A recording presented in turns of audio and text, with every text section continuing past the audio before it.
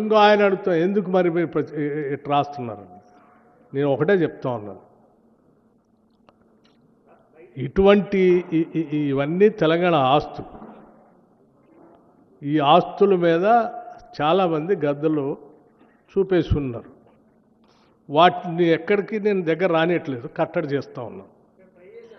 కట్టడి చేస్తా, నా దగ్గర కాదు, బయట నా దగ్గర రానియను కూడా నేను. అలా ప్రయత్నాలు చేసేటువంటి వాళ్ళకి నేను చేసే ట్రాన్స్పరెంట్ విధానంతో ఇబ్బందిగా ఉన్నట్టుంది. అందుకోసమే రకరకాల కథనాలతో బయటకు వచ్చేసి ఏదో చేసుకున్నాము. So no way. సరే, ఇక్కడ లాజికల్గా లీగల్గా విచారం చేసే అధికారం ఉందా లేదా అనేది తర్వాత అంశం. కానీ ఒక అంశము నివృత్తి కావటానికి వారు ఒక నిర్ణయం తీసుకొని వస్తున్నారు కాబట్టి yes, it's a good gesture. మేము కూడా వెల్కమ్ చేస్తున్నాం.